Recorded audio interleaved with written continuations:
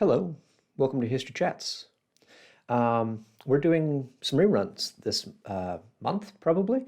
I don't know what order this will go up in, so I don't know if I need to introduce the basic concept, but if you're just joining us and you thought this is interesting, don't worry. We're doing some reruns, but we're doing kind of a choice reruns of some of the great programs that we've done in the past that maybe you didn't get a chance to see, and if you did, I'm recording some explanation of, some interesting stuff, some behind the scenes stuff. So hopefully this is enjoyable, or at least makes up for the fact that we are taking a couple weeks off from doing live programs for the first time in almost 3 years. So yeah, I guess it has been almost 3 years. Time really flies. Today we're talking, I'm going to show a video that I did back in May of 2021 about the railroad depots, which is always a very popular topic and something of very significance here in Marathon County. Yeah, it's part of Preservation Month, which is something that we try to acknowledge as best we can. Because it's a great topic, and there's some interesting history about. There's a little bit of meta commentary, a little bit of, I don't know if it's self-indulgent to talk about the process of history in our community, but that is kind of what we do, and I think that it's an important way to understand things. So anyway, we'll get into the philosophy of how we pick topics necessarily, except to say that, like, I think if you're going to be talking about historic preservation, in Wausau, the depots have a great deal of significance, and so why not do that?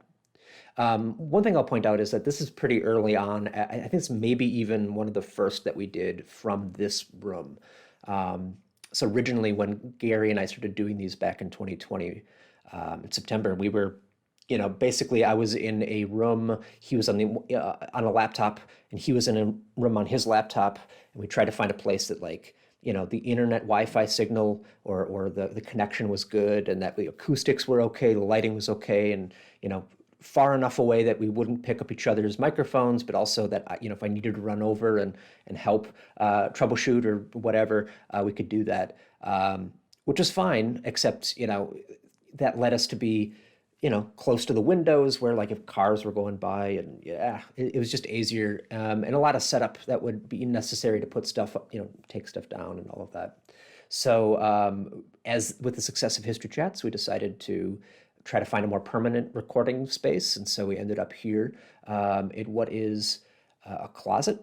Technically, this was a closet of the original Woodson house. And here, I'll actually spin the camera around here. So this is kind of my perspective here. We usually close the door. Obviously, still have some storage for clothing, which actually helps with the acoustics. There's a bathroom door there. Close that. Just it's a nice little space. We put a desk in here. We had some some storage, miscellaneous stuff that we cleared out. Put in the desk. Put down a rug. We were able to get some funding, thankfully, to buy some equipment. So we were able to get some cameras that aren't just integrated into our laptops, as well as some microphones and arms and things like that. And that helped. Although you'll see in the program itself, the camera, if you look at me when I'm talking, I'm very yellow.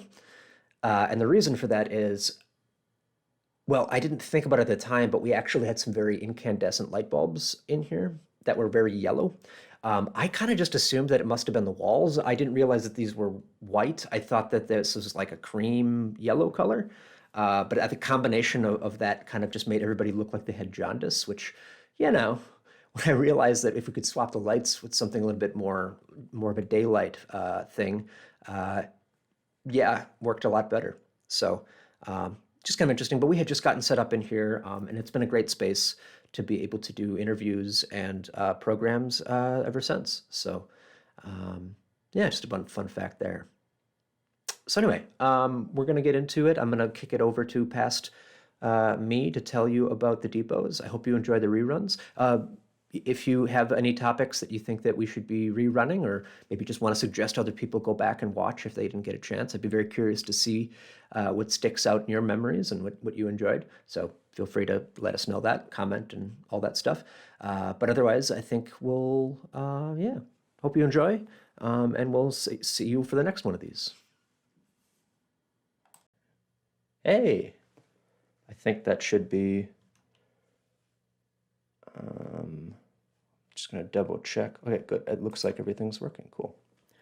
So yeah, today we're going to be talking about the depots. Before we get into it, though, I want to just take a moment to say, hey, if you have any questions, comments, suggestions, corrections, whatever, at any point, please feel free to put that into the chat or comment section as you're watching.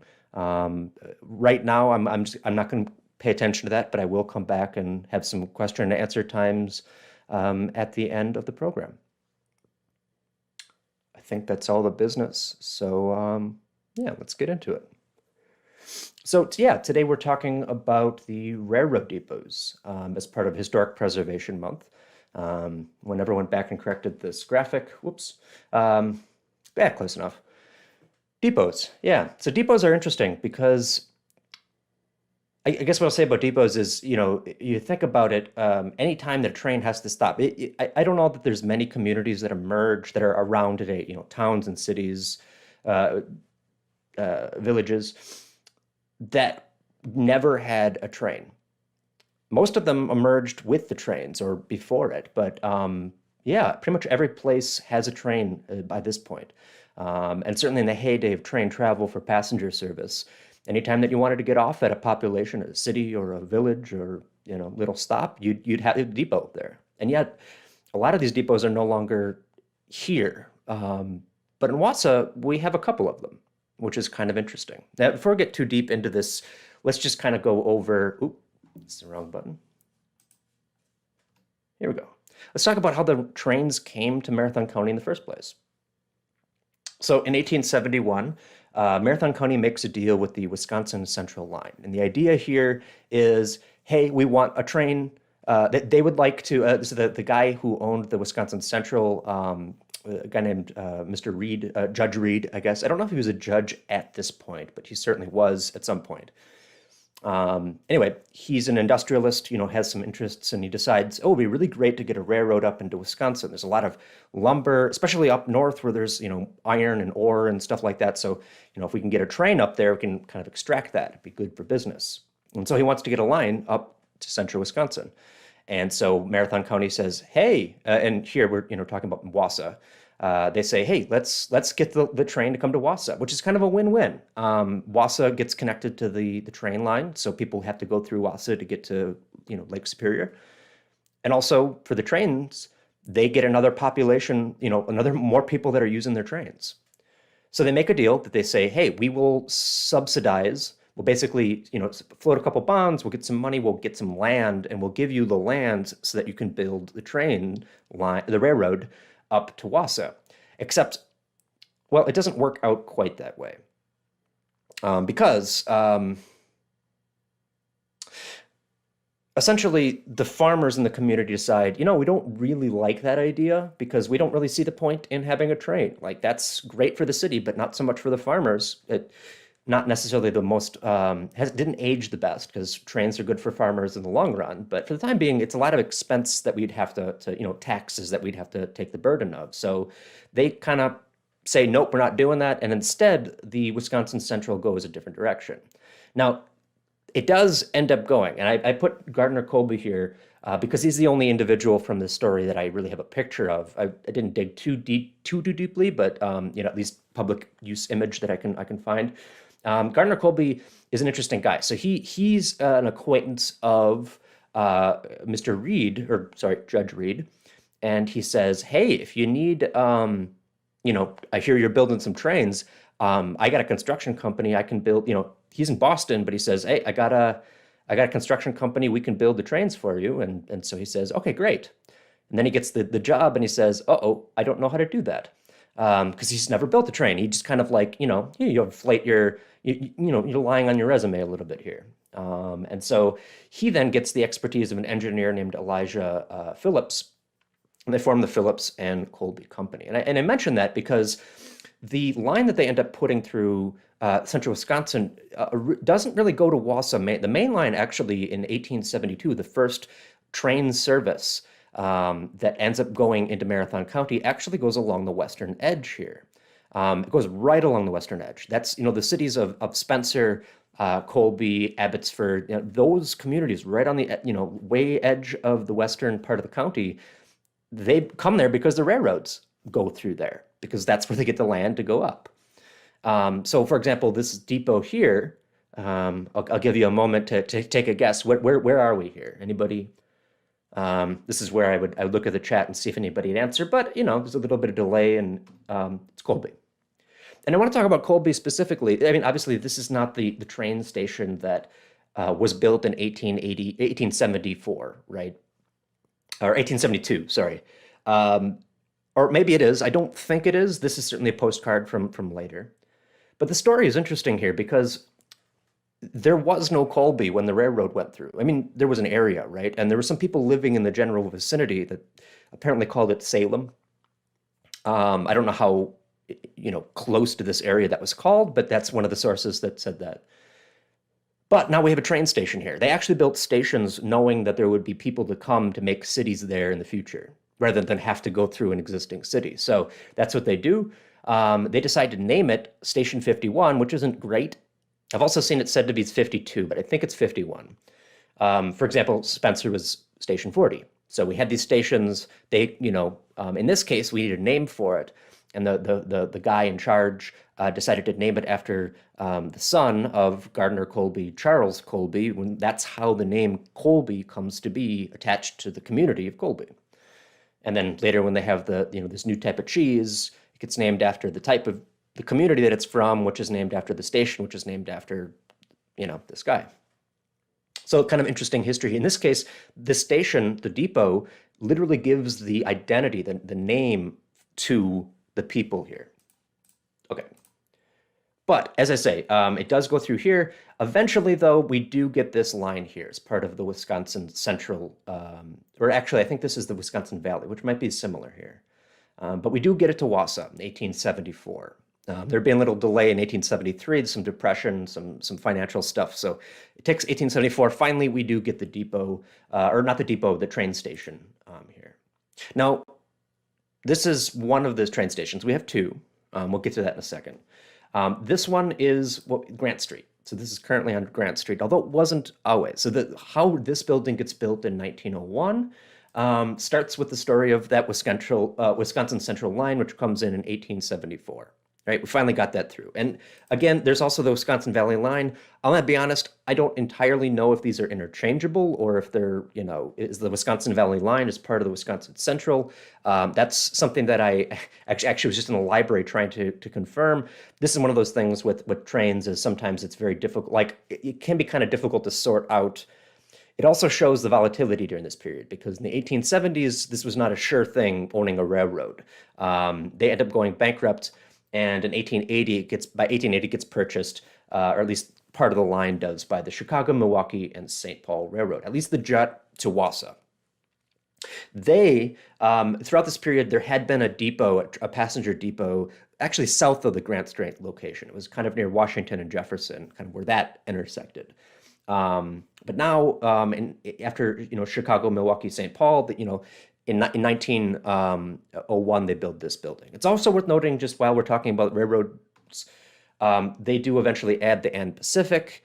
They're also often called the Milwaukee Road, although from what I can tell, that maybe not their official name at any point, but it's what they called themselves. It's sort of like a colloquial name that they used officially. At any point, it's not necessarily like I'm not going to ask, there's going to be no quiz at the end of the presentation here about this. I just kind of wanted to show so that can be kind of volatile, the railroads. But by 1900, we kind of settle into, how things are. On the other hand, there's a second railroad that comes to Wausau. This one, the depot here, you can see is on Washington Street, looking west towards the west side of town. This was built when the train station came. Well, okay, so this depot wasn't built until 1889 or 1899. But the train that came through actually came in through the Eland area. That was kind of the main jut of the Milwaukee Lakeshore and Western Railroad. And this then eventually gets purchased or becomes part of the Chicago and Northwestern, or just the Northwestern sometimes. And they're the ones that build this passenger depot on Clark Island. So Washington Street is just this little jut, and then there's the bridge here, the southern edge. So yeah, that's the two depots. And so Wausau is a city with two depots. Well, two and a half, depending on what you want to do. We'll get back to this one later on. But for now, let's just kind of take a look at the depots themselves. So looking at the Washington Street Depot, does very well initially. 1899 it gets built. It's used. It's the heyday of train travel for passengers. And even by like the 1920s, when automobiles are starting to replace horse-drawn buggies and things like that, you still have trains being the main way to get around. Like, yes, you can get in your car and drive, around the town, or even, to next, you could go down to Mosinee or up to maybe Merrill or something, but you're probably not going to get in your automobile in 1920 and drive to Chicago. That would be a long and difficult journey. The cars don't really run very, smoothly, and the roads aren't particularly great, especially long distance. And so people are using the trains. But by the 1950s, we start to see all of that shift. The adoption of car culture in the United States, the development of better automobiles, the creation of interstate highways are really important as just, not even only that, but like county roads, city streets. These all improved quite a bit to the point where by the end of the 50s, nobody's really taking the trains in the same way that they were before for passenger service. So by the end of the 1950s, the Washington Street Depot stops being used. They stop running passenger service through on this line. It gets used for a little bit as a bus depot for the city of Wausau before they build another facility more permanently. And that brings us to Billy Moy, or Ying Fuk Moy, I think. I'm not going to try to pronounce it in the Chinese. I did entertain trying to do that, but I don't speak that very well. But yeah, he was originally, he's Chinese. He's at the age of 16, fled China and became a refugee to the United States. Came to Wausau because his grandfather actually ran the first Chinese restaurant in Marathon County, which was out of the Hiawatha. So he comes here at the age of 16, doesn't speak any English, ends up graduating through high school. It's tough experience, but, he makes do and he manages to learn the language and, ends up going to Chicago for a little bit to work or to study at the Chicago Art Institute. And then he decides, he says later that he got hungry and decided, maybe I want to be a restaurant person after all. So he comes back to Wausau. He kind of ends up taking over the Chinese restaurant from his grandfather at the Hiawatha. And in 1966, he buys the Northwestern Depot. And there's a renovation project to turn it into a restaurant, which it is. It's called Billy Moy One World Inn. And yeah, this is I think at this point, more people probably remember this being the old use of this building than actually as a depot, since it's been 70 years, 60 something years since the last time that passenger service went through this place. So he operates the Chinese food, the Billy Moy's here until about 1993, and he moves out. It then goes over to Marathon Travel. The travel agency moves in. Again, there's a big renovation project, a restoration project. A restaurant isn't great for offices, so they got to, turn it back into offices and things like that. So they do that, and they stick around for a little while. By the 20th century or 21st century, travel agencies aren't necessarily in the most demand, certainly not as they once were. And so there's, they moved out I'm not sure exactly specifically when they move out, but they do move out in the early, I want to say the early 2000s, but maybe late 2000s as well. And there's a number of different places that have kind of cycled through there since. Today, the Bates Legal Group is there, Methadone Clinic was there, lots of different uses for the building. Okay, so then there's the other one, of course. This is the Milwaukee Road, or any of the other versions that you want to do. This was the 1901 building. This gets used a little bit later. The last passenger service, though, does finally go through in 1970, which ends, a long, decades-long period of using this as the entryway into the community. So what happens to it? Well, for a couple years, the Milwaukee Road continues to use it as freight offices, so the freight staff use it as their offices. But in 1977, they move them out and they sell the building to Employers Mutual of Wausau, who you may know. If you know of Employers Mutual, or Wausau Insurance says they're going to change their name in a few years. You probably are familiar with this image because this is their logo. This is the original ad that ran in the Saturday Evening Post back in 1954. And by 1956, this image created by Everett McNear became their logo. This represents Employers Mutual. I did a whole program on this a couple weeks ago, by the way. If you're curious about that program and how this all came to be and the importance of how this put Wausau on the map, go back and watch that. But for now, I think I'm just going to kind of jump ahead. Obviously, this becomes very important to them then. And even in 1978, they're still, it's a big, probably even more than they did in the late 50s. This is really important that this depot stay around because this is who they are. So they buy it, and they decide, they announce plans to move it. They're going to move it out to the West Hill. They're going to pick it up and move it out there. And they're going to make it the entryway to their new Westwood Training and Conference Center. The idea being that as you want to get in, this is where people would be greeted. They'd have to go through there. It'd be the greeting station, sort of the welcome area, maybe a little bit of a museum for some history there, and then you'd go in. But there's kind of a double-edged sword here when it comes to this depot, because even though the Employers Mutual, it becomes part of who they are, it's also a big part of the city of Wausau. And so there's a community that, the Landmarks Commission had been started back in '75, got off to a little bit of a rocky start, and because they weren't able to save the Fowler Mansion initially. That was kind of a blow, but now we're being organized. The historic preservation movement in Marathon County is a little stronger, and when they see this, they say, "Okay, we're going to stop this," because they don't want it moved. That ruins part of the history, the integrity of it. It's better than having it destroyed, but that's really not what they want to see. So they created an organization, a committee to save it. They have meetings. They have a Save the Depot petitions that were circulated.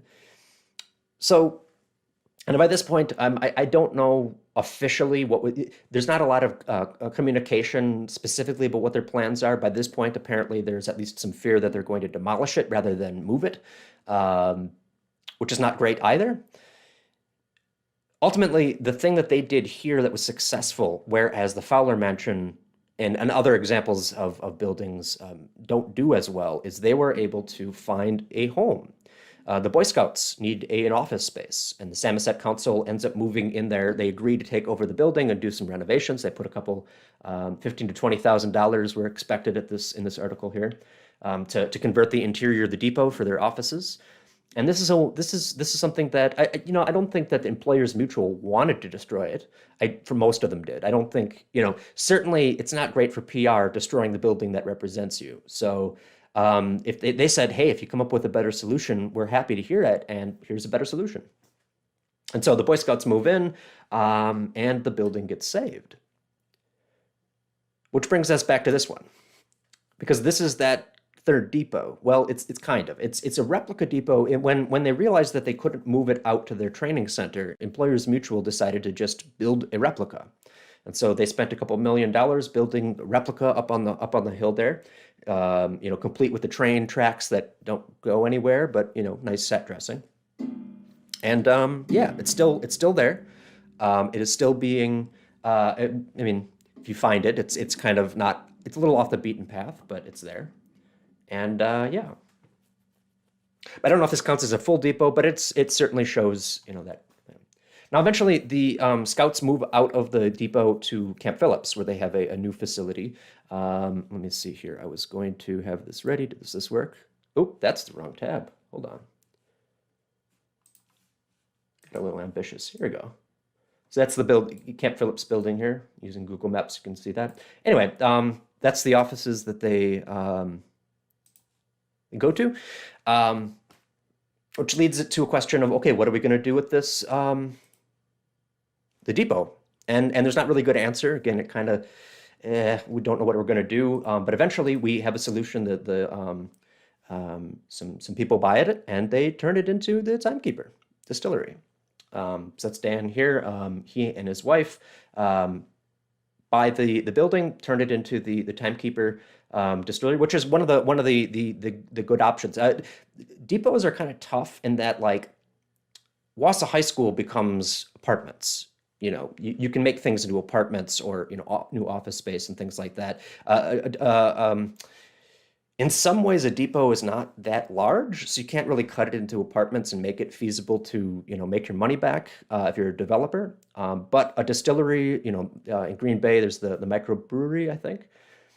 So this is one of the ways that depots get reused sometimes. And so, yeah, thankfully so. They're now it's being it's still around, right? So that in kind of a brief overview here is the railroad depots. Um, Yeah, and again, it's interesting because as I started at the very beginning, you know, so as I was putting this together, I was wondering, well, this is strange. Why does Wausau have 2 to 3 depots still around when many communities don't, right? Depots were everywhere, and yeah, we had some pretty nice depots that were built here, but there were nice depots in a lot of places. So, why not? And I think it has to do with, that association with Employers Mutual, certainly the logo. It's a big part of the city Wausau's identity. And so, I don't know, I don't know if people now have that same association. They don't necessarily think because, Employers Mutual has not been, that logo has not been used for quite a while. But still, I think that there's this kind of carryover, and there's a fondness of, even though, we haven't been using the depots for train travel for such a long time, that doesn't mean that there isn't still an attachment to it, which I think is very common through the successful buildings. You don't see a whole lot of jails I mean, there are historic jails in Wisconsin that you can go and visit, certainly that sort of thing. But in terms of historic preservation and trying to repurpose a building to something that's going to be more sustainable long term, I think there often needs to be sort of a fondness. It's something that, like the plumber mansion. And one of the reasons that, from a couple of weeks ago, one of the reasons that kind of hurt so much that was gone was not because of the plumbers. And it's not entirely because of the great architecture. It has a lot to do with the fact that, hey, that's where Channel 7 was. That's where people went and, you turned on your television, you saw, before I got into politics, there's Walter John Schultz reading the news, or, you got to go in and be part of the studio audience for Rudy the Wrangler. Like there's a positive association there. So, and I think the depots have a very similar thing. I say all of that to kind of intro back here to our last topic for Historic Preservation Month.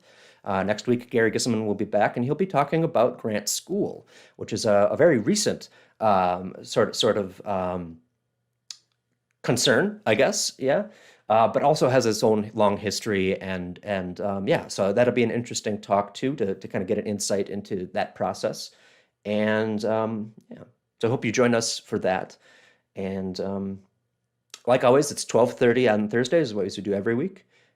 So if you have any questions or comments, I'm gonna check here. I don't know if anybody has left any comments, but if you have any, oh, there's quite a few here. Cool.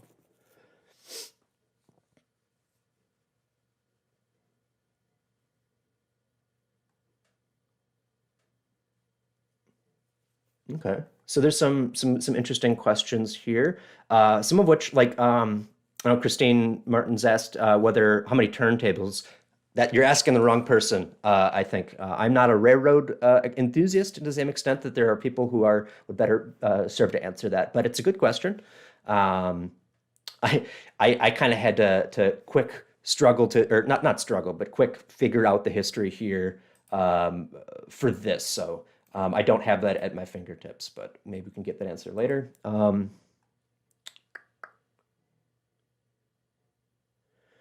There's some personal experiences of people who, let's see, John was talking about his, he worked for the railroad, and grandfather worked for the Soul Line. Cool. Yeah, a lot of railroad history. Again, just this is just kind of a snippet of little bits here in this area, but um, yeah, cool. Well, I think we're kind of at that time anyway. Again, if there are last minute questions, this is last call. Otherwise, I think maybe we'll call it a day. Um, cool. Well, thanks again for joining us. I hope you all have a lovely afternoon, and we will see you next time.